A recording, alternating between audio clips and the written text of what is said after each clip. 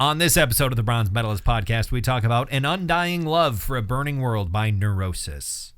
Hi, everyone. Welcome to another episode of the Bronze Metalist podcast. I'm Kale. I'm OJ. We're two professional broadcasters. We like metal. We like to talk about it. And finally, we're getting around to talking about the first album from Neurosis in over a decade. It's their 12th studio album, and it is fantastic. It is fantastic. Spoiler, we can end the episode. Okay, we'll see you. Yeah, see you later. Thank you very much for congratulations. listening to congratulations. It's really, really, really excellent. And I'm excited to talk about it. It came out as a total surprise. Nobody knew they were putting it out. Yeah, they just shadow dropped it. Their first album in a decade, which, to be fair, not that they're anywhere near the same kind of band. Not in terms of quality, just very, very different band. Like Job for a Cowboy basically did the same thing. Right. I don't know if there was much of any media run up to Moon Healer coming out, but in a certain spiritual sense of like not making music for a decade and then putting out something of this caliber, they're kind of similar stories. Like Job for a Cowboy went a decade without making anything, put out a new album, their best album. Yeah. And I don't think I'm quite intimately familiar enough with all of Neurosis's discography. I've listened to most of their albums at this point, but man, from what I can recall, this definitely sits pretty high up there. Yep. In their discography. We'll talk about that and sort of what the band's been up to and where they've been, because it's been a little complicated, a little sad, a little frustrating, kind of unfortunate, for them, and a lot of that gets expressed, at least, in the music of this. The frustration and the sadness of that, and everything else in the world really gets. This album is incredibly cathartic, which they had said kind of the whole reason they made it was they needed an outlet. But we'll talk more about that later. First, how are you? Doing good, actually. That's good. Got kind of a funny story. Okay. Well, first of all, I got my new phone pouch that I have that all the ladies love. Yes. That's right, ladies. He's got a phone. He's got a pouch that's presumably supposed to be a belt pouch. That you can put your phone in, like a holster. It's a holster. A holster for your phone. But it's instead clipped onto a pocket. Right, because I don't wear a belt. You don't wear belts. Because of those sexy suspenders I have on. They're more comfortable. They are. But the real fun story is I was listening to this album earlier today. And as you know, I got a new phone this week. Yes. So I'm listening it through the phone. I haven't really listened to music through this phone yet. I mean, it sounds good, but that's not how you want to experience this. Yeah. I want to listen to this through my really cool Bluetooth speaker that I have. And so it's playing here, and I'm like, get my Bluetooth speaker out, and I turn it on, and then I go to the settings, the Bluetooth settings, because I've never paired them before. And then, as I'm looking, it's not on the list, and then I tapped on something. That's not my speaker. It's a LG speaker. Mine's a JBL. And before I could sort it out, it went from playing through my phone to playing loudly up through my floor at full blast. So you connected to your downstairs neighbor's Bluetooth speaker. Their Bluetooth stereo device. It was rumbling my feet. It was loud enough. Oh my God. And I know for a fact they were home because they all started speaking at once. I couldn't tell what they were saying, on account of their loud stereo. Yeah. But their tone sounded concerned. I imagine so. As, they're being told that they've forgotten how to live. So they suffer. And how they're being told that we are torn wide open. Yeah. Yeah. I mean, that's why you can't rush through those things. You gotta be patient with the technology. You gotta make sure you know what you're tapping on. Don't rush through the menu. Just wait. Just give it a moment and make sure you select the correct thing. Oh yeah. You just got to be patient with it. Or maybe I'm just going to use this in the future Maybe. I mean, it's a good thing that it was music that was playing through that, not something else. It's like the woman who just said she's gonna take a nap and she wants to listen to or no, she said she's gonna take a nap and she's gonna watch pornographic movies, some Swedish exercise films on her phone, and no sound is coming out, and she's like, why is no sound coming out? She's laying in her bedroom, and then she goes, oh yeah, that's right, I was listening to music on the front porch through my Bluetooth speaker earlier, and I haven't unpaired them. Yep. So all the neighbors outside got a treat. You gotta be vigilant. You gotta be careful. Yeah. You can't. I feel like there's got to be a way to set it up on some devices, but I feel like Bluetooth devices should have like a password for something to pair with them for the first time. Mm-hmm. Like, if you're trying to pair with a device, like there needs to be some sort of way to set that up. But because of the nature of the way most Bluetooth devices work, it would be kind of hard to do that. Yeah. The idea that at any time someone could start, playing something strange through your device, don't care for. Don't like that. That's why I keep all mine shut off unless. Yeah. I think the only Bluetooth devices I have going at any one time are my headphones, which, if they're not being used, are in their case charging. Right. So, yeah, that's my youngest son has that as well. It's funny because they show up on my device list on my phone. Because we're find my device. I can find his phone, I can find my phone, and I can find Ooga and Booga. The names of his headphones? The names of his iPod or AirPods. AirPods, yeah. AirPods. Yeah, Ooga I can't. Booga. I don't know. I mean, it's been a long time since I have tried any of Apple's like earbud designs, but I feel like I couldn't do them anymore. Really? Also, I mean, I need active noise cancellation. Sure. Which I feel like they can't really be all that effective at because of their design, because they don't have any way of like sealing in your ear, right? Unless Unless your ear is the perfect shape for them, which no one's are. And I know, I mean, I tried to borrow his at one point. No, maybe these things earbuds have never worked for me. They just come spitting out. Yeah. I put his in, and I'm running around at the gym, and they immediately fell out of my ears. Yeah, I can't like I think their last like model of not their last, but one of their models of in-ear headphones, when they switched to the sort of pinched shape that has the sound hole, the speaker, I guess, on the front of the earbud, instead of the big round one that was the original shape. Sure.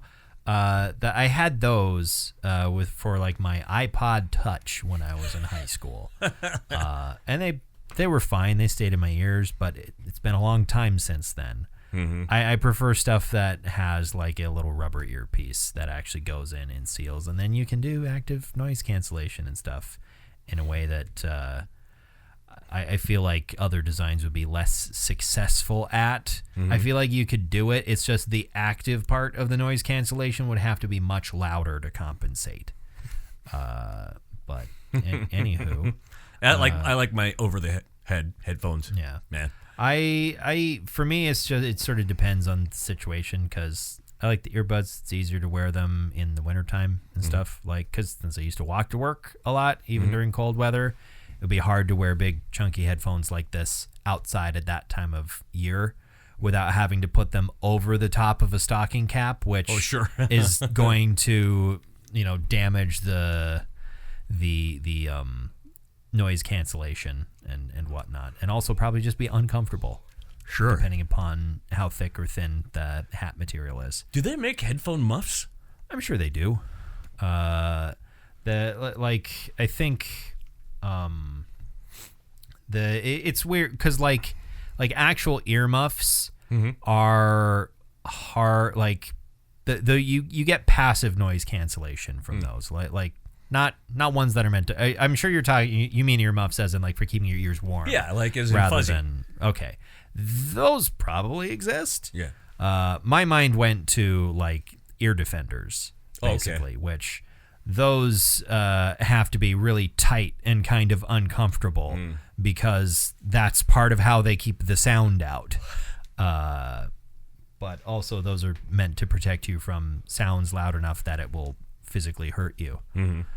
Did you know, by the way, there is a limit to how loud something can even be on Earth? Really? I can't remember what the... Like some sort of international law? Or no. Physics prevents sounds from being louder than a certain decibel level. Mm-hmm. Because past that point, it ceases being sound and just turns into a pressure wave. Mm. And I can't remember what that limit is, but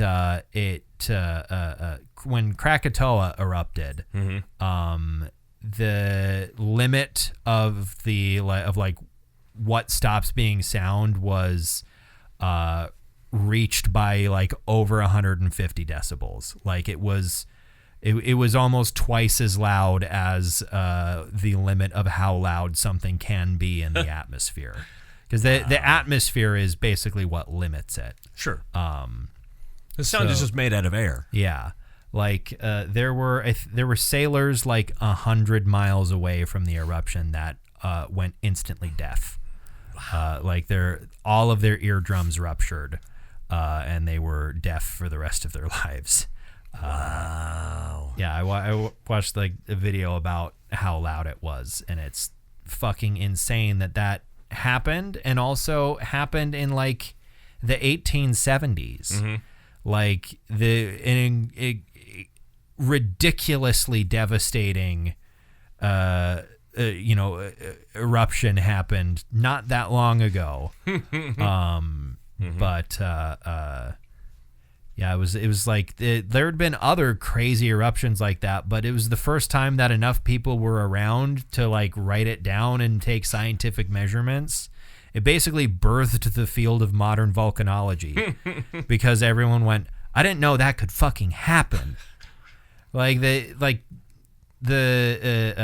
you know that the Scream, the painting, that is a result of Krakatoa erupting? Really? That the painter of that painting, was out on the docks at night a couple years after the eruption, and all across the world, I think particularly in like Northern Europe and whatnot, the changes in the atmosphere from the eruption caused incredibly vivid red skies at night. And he basically had said that it like this thought came to his mind of this like scream of nature, and that's why he made the painting, and that's why it has that vivid red sky in it.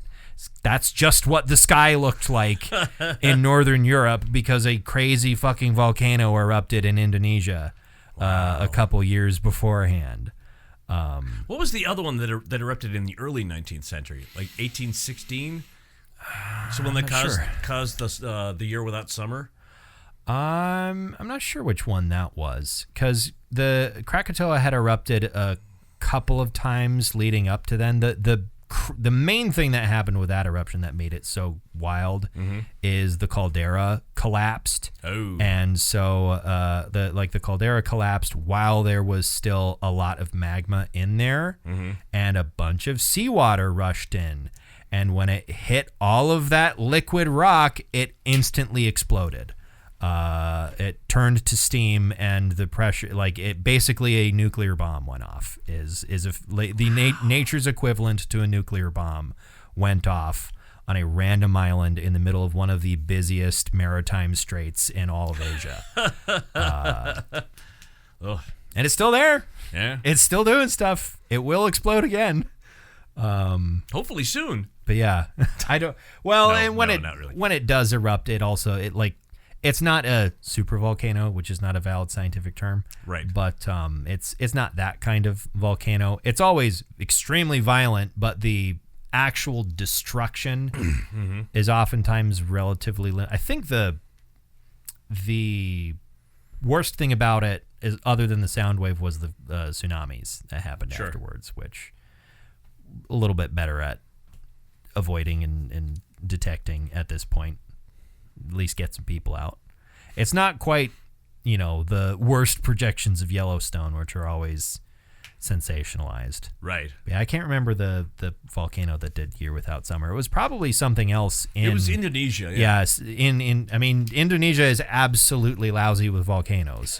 Like, there's you want to buy a volcano? Yeah. We're lousy with them. I think it's considered inactive now, but is it Toba or whatever? There's a volcano where it's thought that its eruption quite some time ago nearly drove the human race to extinction.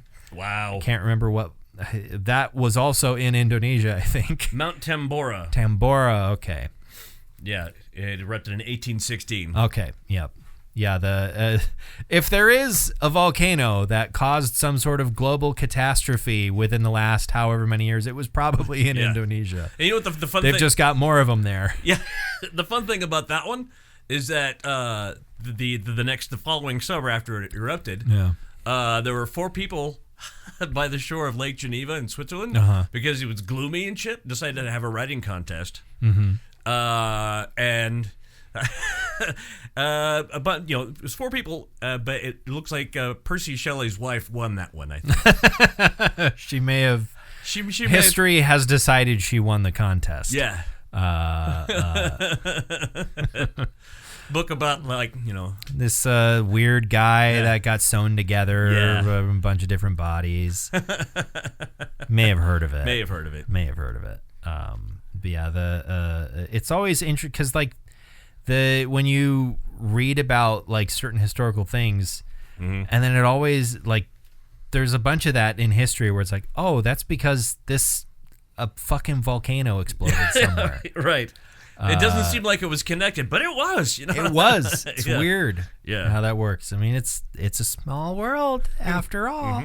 Oh, God. Have you ever been on that ride? No. My parents did not subject me to it when the times we've been to Disney because they don't like it either. Wait, here's the fucking crazy thing of it. They through the entire ride, it's a fairly short song and it plays over and over through the whole ride. But no, they got to get you coming and going because it plays through loudspeakers outside. We were standing in line, sweating and dying out there in the California heat. I think when we were, because there's one Florida. In California and Florida. Yep. When we were in, maybe we went on it when we were in California. I don't remember much about that trip other than shitting myself in front of the elephants at the San Diego Zoo. Right. You were really drunk the whole time. I remember that. And I remember most of what we did. I remember going to see my grandparents in Arizona because that's we had my birthday party there. But California, I don't remember a lot of. I remember a tiny bit of SeaWorld. I think I petted a ray of some kind. And Charles. Yeah. I petted Ray Charles. I petted Raymond. Right. Why can't I remember the name of Everybody Loves Raymond? Oh, Mr. Ray Romano. Ray Romano. I petted Ray Romano. He was in the tank with all the fish. Right. But yeah, I maybe we went on It's a Small World in California. I wouldn't remember. I think when we were in Florida when I was 8, I think it may have been broken down. I think my dad may have joked "Oh, we're gonna go on It's a Small World," and then I think it was broken down. Right. Maybe one of the kids had come to life.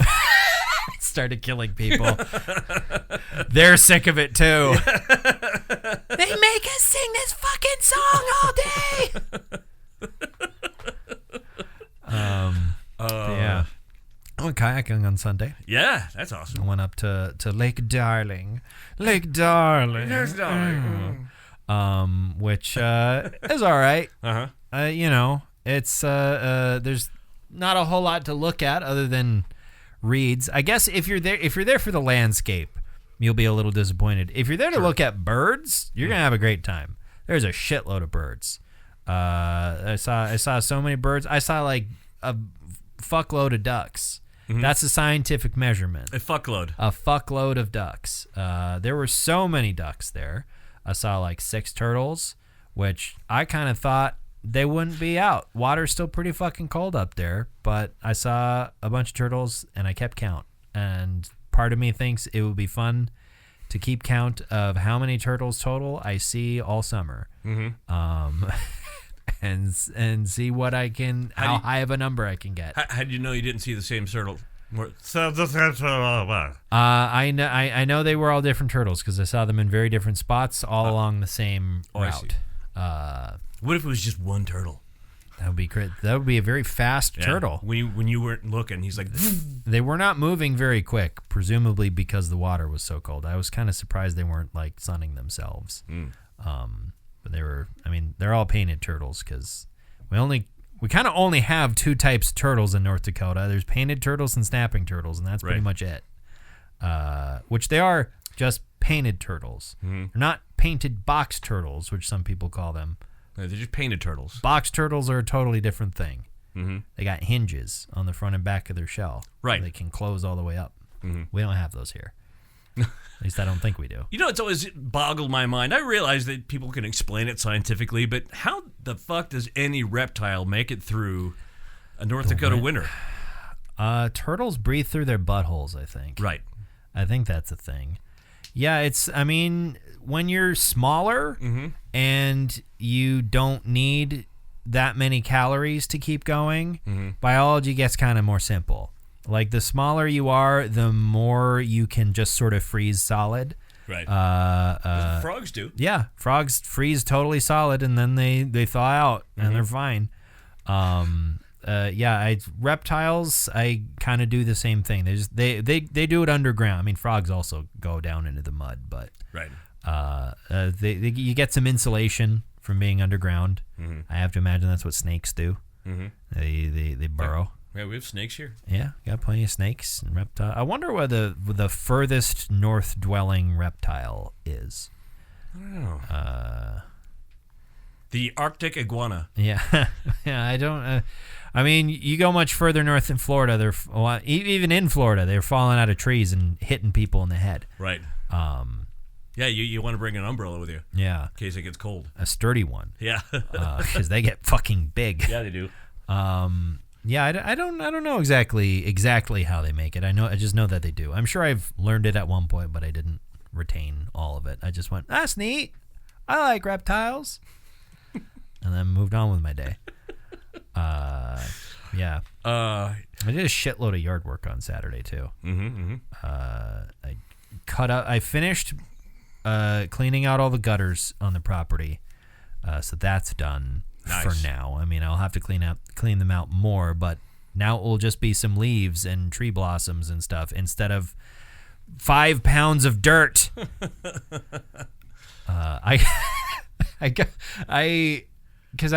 I started doing it, I was like, I'm not gonna bother digging all of this shit out like I did last time. I'm just gonna put the leaf blower on max, and I'm gonna put it on your son. Have the leaf blower go as high as it goes, and I won't bother digging it out instead of having to go up and down the ladder and stuff. I did need to dig it out, and also I got absolutely covered in dirt. I was filthy by the time I was done, and once I was done doing that, I went. There's a bunch of sticks and stuff that I started because I bought a Sawzall, so I started cutting up sticks and like pieces of wood and whatnot to put when in several years when it rains. And we're allowed to have a fire again. I may have a fire, but there's bits of Tommy Shaw back there. Yeah, I from the band Styx. Yes. Yeah. When I was for an hour after I had blew out the gutters, I was doing other work, And then I got back inside and I went into the bathroom to look in the mirror and holy shit. It was like took my glasses off and you could see where the glasses had been. You would have been funny had you said, so dirty. I think before I go in, I'm going to go down to the loaf and jug and get like a soda or something. Walked in and you could see the guys grabbing something under the counter. Well, it would have been a funny juxtaposition because my face was dirty, but I bought a couple of like SPF hoodies, like really lightweight, just sun protection clothing. Yeah. Because I don't like having to put on a shitload of sunscreen. Mm-hmm. And so that, like, because of the material it was made from, all of the dirt just kind of fell off of that. So it was literally only my face. So I would have been walking in wearing like a kind of dirty pants. I had like my work pants on, but then like a pristine, nice, clearly very new, like somewhat expensive, like fisherman's hoodie, because that's mostly who buys those, right? Is people who are out all day on the water fishing. And then face absolutely caked in dirt. Basically, you'd be in blackface. Not quite, but yeah, I had to take a shower after that. So it's like, this is more than I bargained for, but yeah. It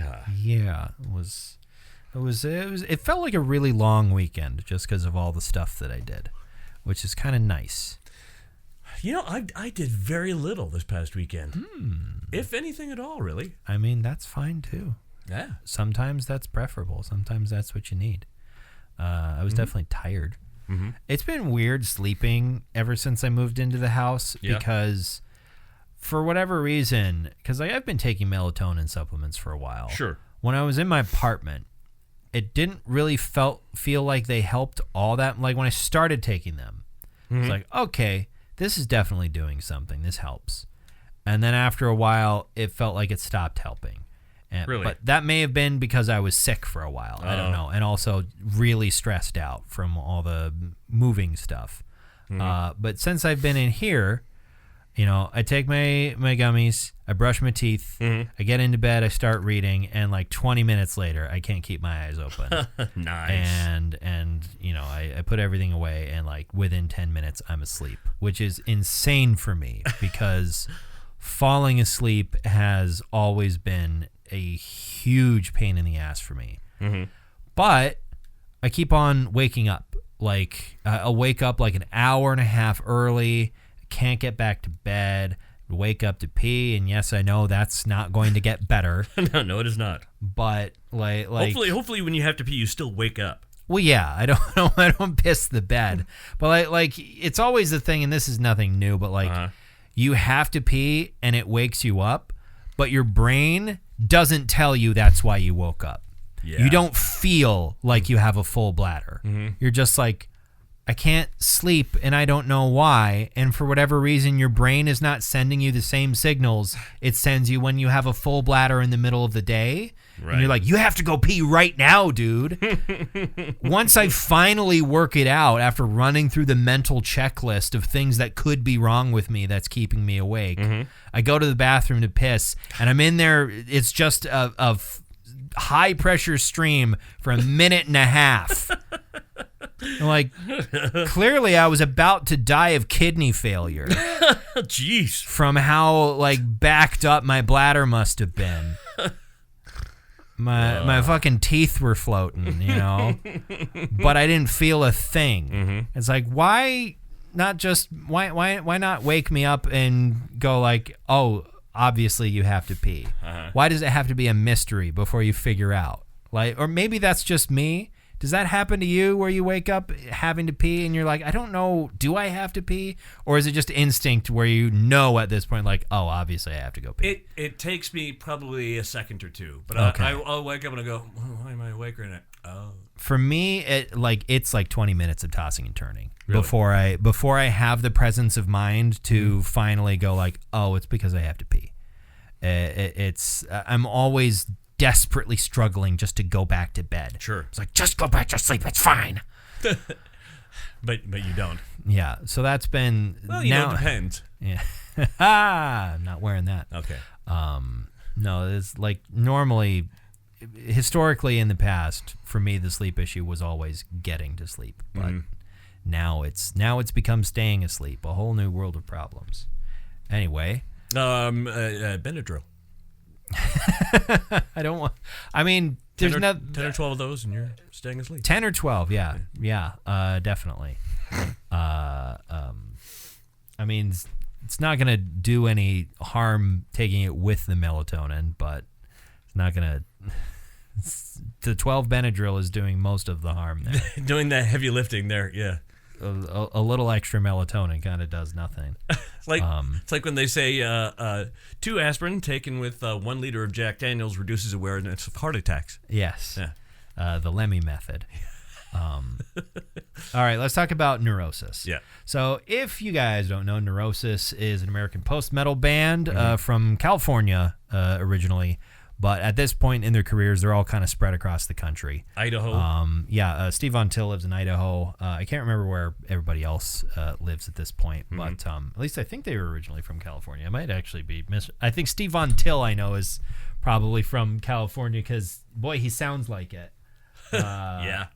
When you hear him talk. They're from Oakland. That's right. That's in California. Right? Yes. But Northern California. Yes, so they originally come from California, but they're kind of all over the place. They got started back in the 80s, and they were kind of more of a punk band when they got started, but they transitioned in the late 80s and into the 90s into what is now recognized as post-metal, but the genre kind of didn't exist at the time, and they're kind of one of the bands that sort of created it. Right.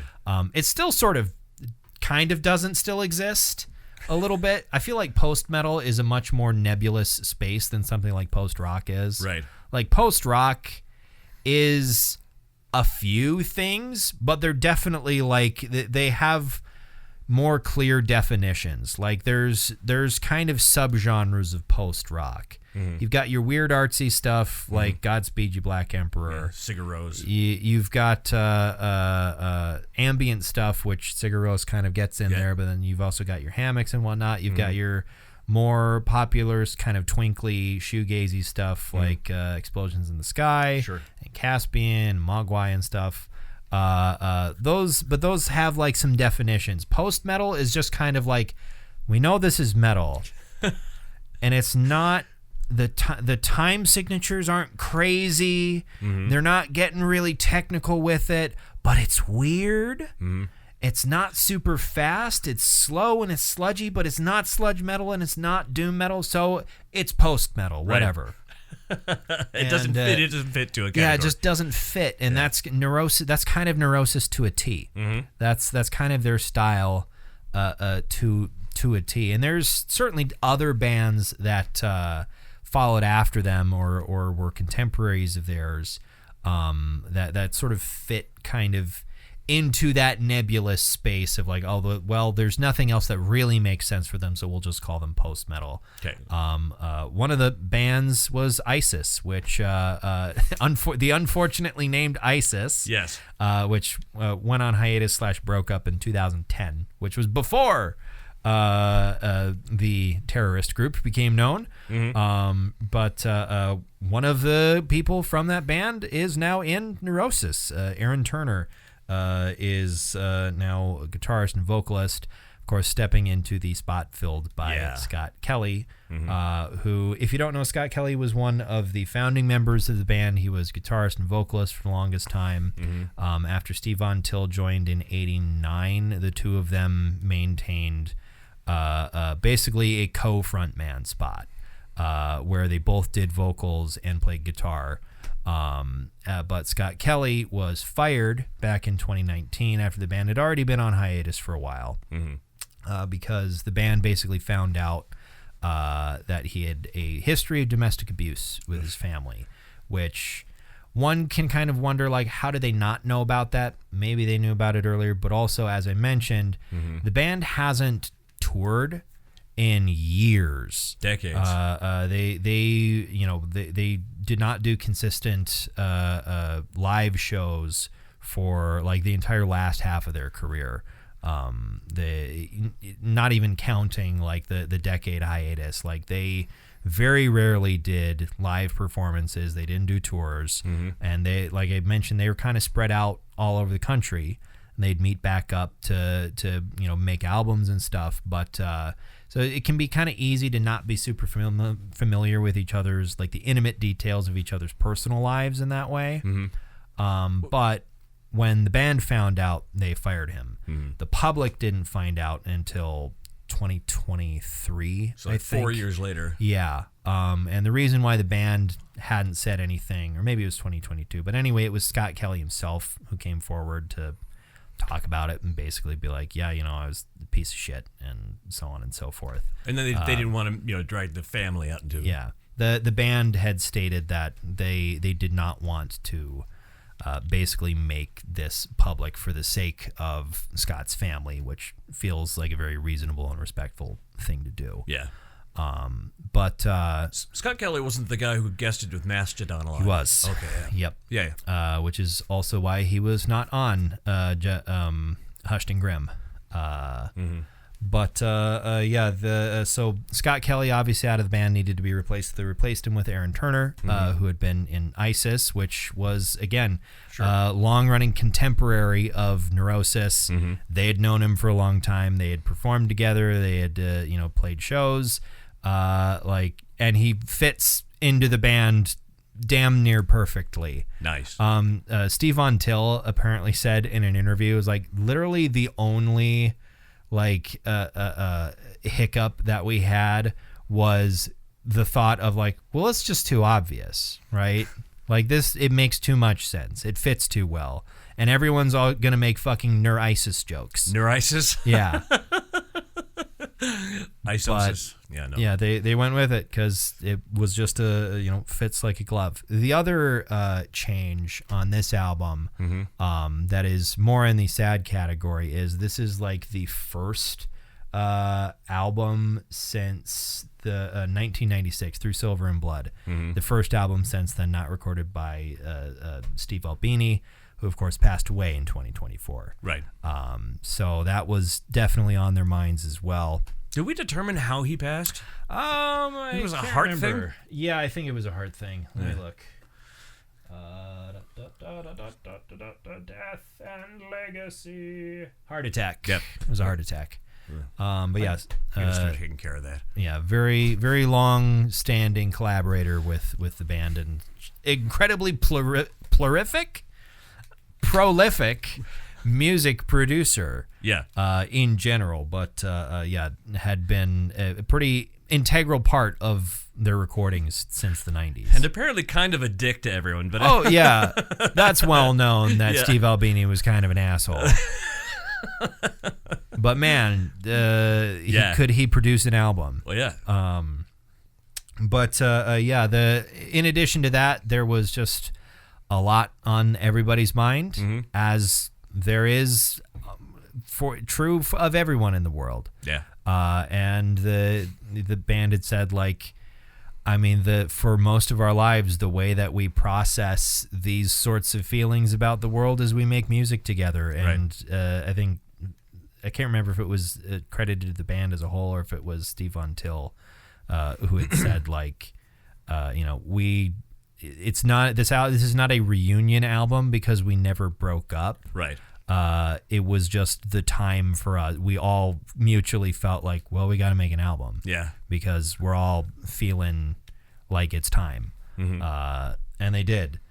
And boy, I'm glad they did. Yeah. This is incredible. This album is it's almost transcendent in a lot of ways. It's just, it feels so big. And the feelings are so, raw. It's very cathartic. It feels like music you would hear in a dream. Yeah. Yeah. It's like just unfiltered, sort of emotion but in a way that where like it doesn't make sense and yet it is perfect. It's like it's it feels at times like it has no structure to it, and yet it's exactly what it's supposed to be, and somehow it's saying something. I'm making it sound like this is some sort of weird like totally experimental album that makes no goddamn sense, making it sound like it's Captain Beefheart, which it's not. No. By the way, the way you say it for some reason doesn't sound like you're saying beef heart. It sounds like you're beef fart. Beef fart. A beef fart. Like, a little bumblebee past gas. That's what it would sound like, because they're very small. Yeah. There's just I think dreamlike is definitely the best way of putting it. It's not always a good dream. Most of the time it's not. Yeah. But also like that the opening of that first full song. Yeah. Wow. After what's that first song called? Sort of the intro track. Let me look. We Are Torn Wide Open. Right. After We Are Torn Wide Open, Mirror Deep. The intro to Mirror Deep hits like a freight train. It is so heavy. Mm-hmm. And I think that actually might be the part that played at my neighbor's apartment. Oh no! Yeah, that's a sonic sledgehammer, is what that is. Yeah. But not too far into the song, mm-hmm. it kind of changes gears. Completely. And it gets kind of quiet, mm-hmm. kind of creepy. Mm-hmm. Very moody. Very, very moody, and a fair number of the songs are like that. There are a few songs where, suddenly this is a Steve Von Till solo song. Yeah. If you've ever listened to Steve Von Till's solo music, mm-hmm. it is incredibly like emotional, and it feels like your sad grandpa who lives in a cabin in the woods is sharing his deepest, most heartfelt feelings with you. Right. Between mailing out litter bombs. It's he's not that he lives quietly out in the woods. So right, gotcha. So he was gonna go one of two ways, and he didn't go that way. He went this way. Right. It's Steve Von Till's solo music is very beautiful, but mm-hmm. his voice, just in general, his singing voice, when he's not shouting or screaming or anything like that. Right. He has a very very warm, but like old and kind of sandpapery voice. That's I don't know. I love listening to him. But yeah, there's a couple moments on the album that get like that, and I like it. Yeah. What are moments that stick out to you? What do you?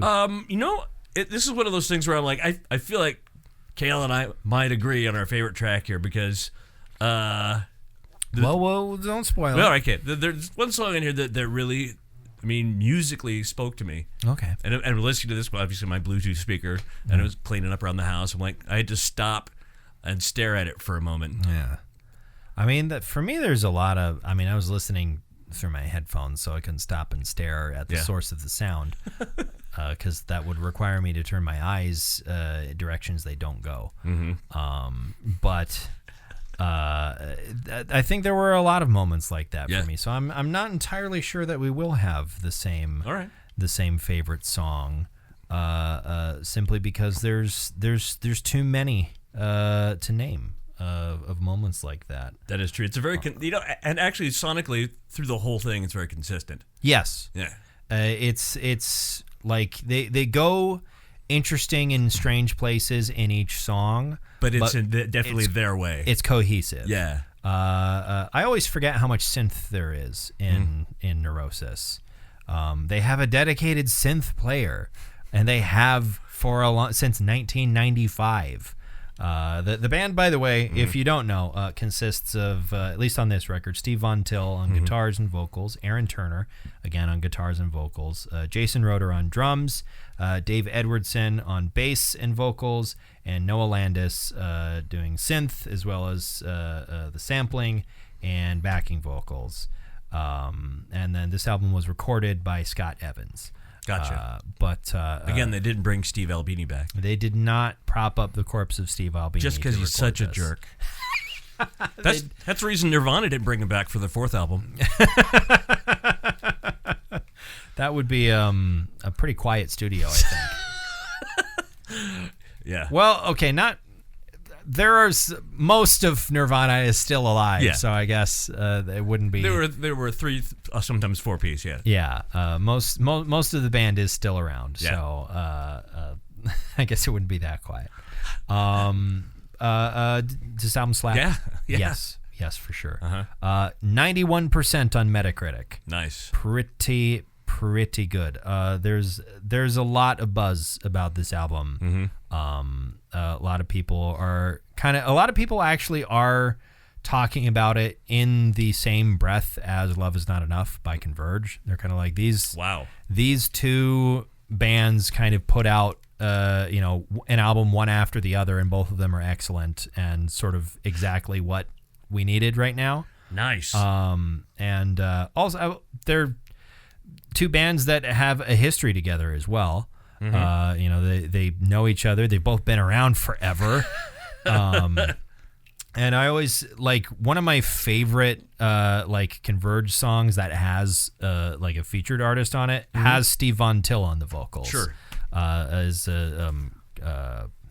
not cruel gloom or whatever it's called. That one's got a different person. I can't remember. There's some song on Axe to Fall that I do not remember the name of right now. But Steve Von Till's on it. Yeah, maybe it is called Cruel Gloom, something like that. I don't know. I think Aaron Turner has also done some work for Old Man Gloom, which is the side project of Converge's bassist. So yeah, they're all in the same area together. They have weekly meetings. Yeah, these guys all know each other. Like, I know Neurosis doesn't tour, but man, they are going to be performing live in Montana in July, by the way. Unfortunately, It's during the fair, isn't it? it is. Ah, shit. Yeah. And it will also, which is also a week before we're going to Minnesota this year on our summer trip. For D&D? Or? Yeah, Vegas was kind of a no-go. Why? I don't remember exactly why. There are plenty of reasons. So you're just going to drive? I'm probably going to take the train. Oh. I don't want to pay $500 to drive to Minneapolis, which is, I'm sure, about how expensive it'll be by July. Maybe by July, gas will actually be priceless because gas will be the currency along with bullets and water. And we bottle will caps. Not. I was going more Mad Max. Okay, right. Yeah. We'll all be daubed in white paint and Working at the bullet farm. jumping off of the back of semi trucks with exploding spears. What a glorious day. Yes. So what's your favorite song on the album? Let's find out. I think Last Light is probably my Yeah. favorite. Yeah. Okay. Yeah. We absolutely did choose it. It's the closer. It's 16 minutes long. Right. It is, and it starts off heavy and dissonant, exactly the way you expect from Neurosis, and then there's this a middle section where suddenly shit's in a major key. Yeah. Suddenly, things are bright, things are hopeful. Gets back a little darker for a little while, but then it's sort of more towards the end of the song. It does end on a slightly darker note, right. but if you're separating the song into like four parts, into if you're quartering it up, quarter 2 and quarter 4 for the most part are brighter and happier. Right. And it's got this 2-chord progression sort of back and forth. Yeah. Yes, and it's really beautiful. And I think albums like this need something like that because life is not all pain and torment. Right. It's only 90% of that. Yeah, you have to have some bright spots in there too. Right. And I really love that. And it's one of those things where I think like especially at this point in their lives as creatives. And I don't know much about the personal lives of the members of the band other than like Steve Von Till is most of the time an elementary school teacher. Right. He teaches at like 4th grade elementary at a school up in the mountains in Idaho. And apparently his students love him. Right. But like, imagine your 4th grade teacher. Mm-hmm. First of all, you need to look at a picture of Steve Von Till because he looks like a old metal wizard. He's got like he looks like a grizzled old biker.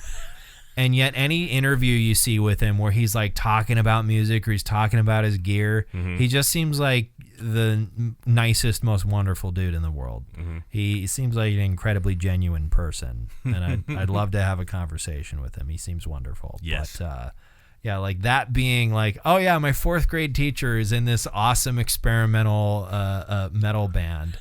It has been for 40 years. Yeah. That'd be incredible. But my other point of light, other than Last Light, which is my favorite, but I also mm-hmm. wanted to shout out Seething and Scattered. Yeah, I really there's a main riff in that song. Mm-hmm. As much as any Neurosis song can have a main riff, this song has one, mm-hmm. and I really like it. It's really good. The entire song is great, but there's one riff where it's like, ooh, that's getting in. That's getting in there. That's getting into my bones. I like that riff. Like spruce goo. Spruce goo? No, spruce. No. Sprue goo. Sprue goo. That's it. Yeah. Spruce goo is something entirely tree different. sap. Yeah. That's what that is. He's referencing an off mic thing I told him about, which is a combination of plastic cement and cut up pieces of sprue, which is the plastic frame that pieces of model kit come on. Right. If you've got like a plastic model, whether it's for Warhammer or whatever, it comes on a frame, all the pieces are attached to. You have to clip them off. Right. That frame is called a sprue. You cut it up, you put it in the plastic cement, and it turns into like a glue that you can use to fill in holes and stuff. And I made some. Yes, it's really cool. He made goo. I made some goo. Seething and Scattered, fantastic song. That leaves us, I guess, with what metal do you bestow upon this album, like Maz Kanata to Chewbacca? I think this one gets a gold. It's a gold for me. It's a gold for me for sure.